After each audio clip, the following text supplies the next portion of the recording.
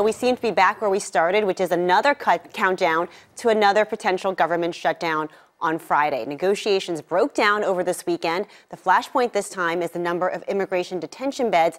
Democrats want to cap the number from Interior Enforcement at 16,500. Republicans say that would force them to release thousands of undocumented immigrants, many of whom have been convicted of crimes. Now, the top Republican negotiator, Senator Richard Shelby, said the talks are now at a stalemate. He put the odds of success at just 50-50. Meanwhile, one Democratic source I spoke to told me simply, we're not at a good place. And on Meet the Press yesterday, White House Acting Chief of Staff Mick Mulvaney would not rule out the possibility of another shutdown. You cannot take a shutdown off the table, and you cannot take 5.7 off the table. But if you end up someplace in the middle, yeah, then what you probably see is the president say, yeah, okay, and then I'll go find the money someplace else. Now, President Trump had largely stayed out of this fight at the request of both Republicans and Democrats, but he did vent his frustration on Twitter this weekend, calling Democrats irrational and their offers terrible. Now, guys, he is heading to Texas for a rally this evening. It's a pretty good bet that he's going to make the case for a border wall while he's there. Back over to you. All right, Elon, thank you very much. Elon Mui. Let's talk more about this shutdown possibility. Joining us on set is Congressman Gregory Meeks. He's with New York's 5th District. And Representative, thank you for being here this morning. Good being with you. Good to see you. Let's talk about the idea that we could actually be facing a shutdown again at the end of this week. How likely do you think that is? Well, I think that what you're hearing is 50-50, but that's 50% hope, 50% not. I think that we're at an impasse, which is not unusual at this time when you're in these kinds of negotiations.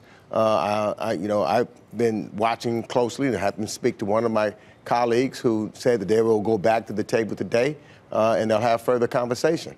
But I think there's room there to come up with a deal. 50% odds of us going back into a government shutdown is almost unimaginable to me. Well, maybe I would think both sides would be really reluctant, having watched how damaging that just was to people who Let me weren't put it this getting way. their I shouldn't say 50% of a shutdown, 50% of an agreement. It could be, at the end of the day, there's another continuing resolution, that there has not been a fit. So I'm talking about a 50-50 chance of an agreement.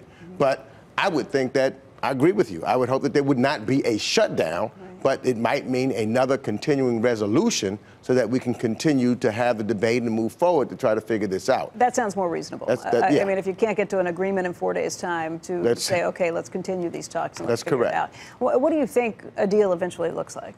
I think a deal looks like where we're getting close to. I think that you look at the experts, number one, when you talk about the promise that the president had made during a campaign, forget the campaign promise, but you get the expert to talk about what we really need to do to have our borders secure. So I think that we have that aspect. And then we've got to also, on our side, look at the immigration issue, which is what we've been talking about. We don't want individuals who are already here to be put in jail, basically. That's what we're talking about. And that's why you have the cap. Just if, many of them may have committed a minor offense or something of that nature. Look, there's an ad in the New York Times today that about 100 CEOs have signed off on, including the CEOs of General Motors, Apple, many other companies that we talk to those CEOs all the time. They're all saying that they would like to see permanent protections for the Dreamers. How come that conversation has gone away? Well, I think that at some point, we have to have a comprehensive immigration debate. And I think that what we're trying to do now, we've got this manufactured issue that the president, that's why we're here now, that the president put on to try to keep a campaign promise of building a wall. If it wasn't for that, we should be having, and we thought we had an agreement at one time in that regards. President agreed at one point, then the next day he, decided to take the deal off the table. It did seem to me, though, that a month ago you were really talking about the Democratic Party that was looking at this and saying we're not going to give a penny for any wall or any border issues of a physical barrier because it's a winning political point. Do you think that there's more room for an actual conversation on both sides at this point? Yeah, and it's not that what we said that we wanted to go abide by what the experts said, what would really secure the borders. The Democrats have always said they want secure borders, but they did not want to be a part of what basically is a campaign promise that the president made. And the president also now begging the American people for the money. Remember at that time that he made this campaign promise, he said Mexico was going to pay for it. So we don't want to be part of a campaign promise, but we're willing to listen to the experts to make sure that our borders are secure. You don't think presidents should try to keep campaign promises? Well, not those that are unrealistic. To Democrats? Well, no.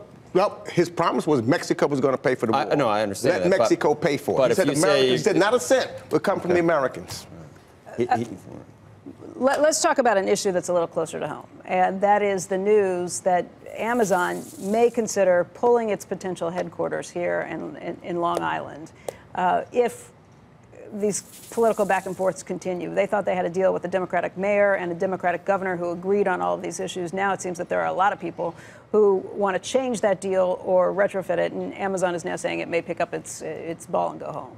But I don't think Amazon's going to do that. I think that what we need to do is to make sure that the community in which it's in, that there's benefits for everybody throughout the borough of Queens, throughout the city of New York. I think that we can do this in the right way. I think that Amazon should come. I think it was we are a tech city and we are able to grow as a result of that. But we also look at what some of the headaches have been in some other cities. And so we have a chance to make sure that we fix that here. I would use an example for what we're doing at Kennedy Airport in my district, where the community is involved. We have a community advisory council, and they're a part of the renovations, which is not as big as Amazon, but it is a $13 billion deal. And we need to work how together much to of get this that is done. just about hurt feelings? Okay, so can I just suggest to you that I think that what's happened here is because this was a negotiation that Cuomo undertook, frankly, confidentially, with the mayor in New York, as opposed to bringing in everybody else, that there were a lot of people, Democrats in particular, who felt hurt because they weren't part of the discussion and now want to rewrite the deal. How much do you think that is what's really happening? Because the numbers, just straight on the numbers, when you think about the idea that you could bring, what do they say, $25 billion or some odd number in revenue to New York, which would ultimately cost maybe $3 billion. If I told you, I'll give you $25 billion and it will cost you $3 billion, most people would take that deal in a heartbeat. And yet there seems to be some kind of massive fight about it, which makes no sense. Well, look, as I said, that's why I used the JFK example that we have there. That's $13 billion in a district. The key is, though, you want to make sure that everyone has benefits. For example, I think that it's important that Amazon agrees when you come into the community, there are certain things that you can do in the community. There's certain people that you could put to work in the community. Right. And you could also make sure that when there's, for example, local and minority professionals, attorneys, accountants, engineers, there's we could make sure that those are in the deal. The governor has done a good job at that at Kennedy Airport, and therefore the community feels included in it, right. And not that there's going to be somebody coming from the outside to that facility, to that area, and they will be pushed out. Do you agree it would be malpractice if Amazon ends up having to leave? That's what Cuomo called it. Well, I think that we need Amazon. I think we want New York to be the tech center of the world, and we are starting Your colleague, AOC, does not want Amazon. In fact, she tweeted out very vocally how happy she was that they were thinking of leaving. Callum Maloney represents the area, and there's a number of Democrats that want it, in Congress, et cetera. So I'd rather, there's always going to be, we're not going to get 100% of the individuals agreeing on anything 100% of the time. There's going to be a difference of opinion. And so I think, though, there's a lot of folks that did not want to renovate JFK, but we're doing it because the overwhelming numbers of individuals want it because they understand the progress and the benefit that it brings. According to polls, the majority of New Yorkers do want them. That is correct. Do you feel like Amazon is being responsive? Have you spoken with them? Where do things stand? I'm due to speak to Amazon today, in fact. When I leave here, I'm going down to Washington, D.C., and we're going to have a dialogue and conversation with them. I think that's what it takes, along with a number of others. So there will be continued conversation. And as I sent out a public letter at one point to Amazon saying, we welcome you to New York. Let's just sit down and figure out the small nuances that we can do so everyone can feel included. Did you sign on to the new Green Deal, or you didn't do that?